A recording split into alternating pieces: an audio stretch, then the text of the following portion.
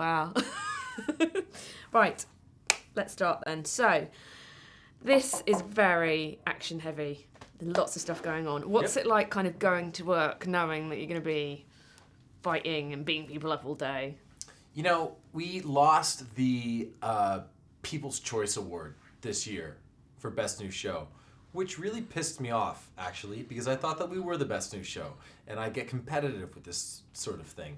And the award ceremony was on like a Monday or a Tuesday, and then I felt, I sort of sulked about it for a second, but then I realized that I got to go back to work and put on my superhero suit and beat the crap out of people, and I felt better. I'm glad you didn't do that with the other nominees. There's still time. What do you think the appeal is with revenge kind of orientated shows? Obviously, there is Revenge as well, which is a completely different show. Right. But obviously, people like kind of getting behind people, putting things to rights. Yeah, they do. The thing that I like about my character on the show is that he's complicated, and then he doesn't always do the right thing.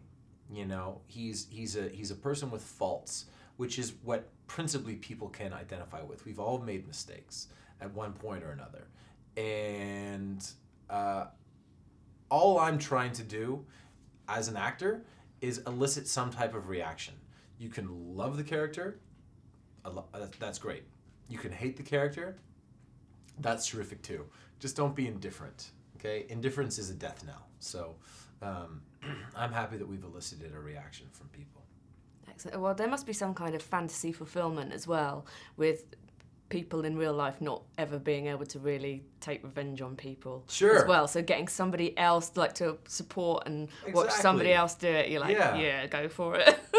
Yeah, it's fun too. I'll tell you the best thing so far has been, every once in a while, the crew members have learned that I'd like to think that I'm eminently approachable, and we get kids on set sometimes that'll come when I'm in the superhero costume and stuff like that, and the looks on those faces, I tell you, it's the best. Talking of kids. Yes. Good news, I believe. Maybe. Okay, not talking about it. You'd have to ask my wife. Okay. She didn't tell you? I know, but no, it's not something that we're going to discuss publicly. But I will say that Just Jared is an extremely reputable site. Okay, that's good. I don't want anyone to talk about something that they don't like. So second season's been renewed. How would you like it to develop? Would you like it to stick closely to things in the comic? I would like us to really, knowing that we're coming back for 23 episodes this year, because you shoot the pilot, and the pilot is very much a standalone thing, and then we're booked for an additional 12 episodes, and then we get another 10 after that, and the first 12 episodes you have 12 different directors, and you're throwing stuff against the wall and seeing what sticks. There's a plan, but still, certain things work and certain things don't. I would like to think that we're going to take everything that really worked in the first season, push the boundaries there. But because we know that we're coming back for 23 episodes, I'd really like to, while we push forward our mythology, really sink into one story and one really big theme that we can introduce and then resolve for better or worse by the end of the second season.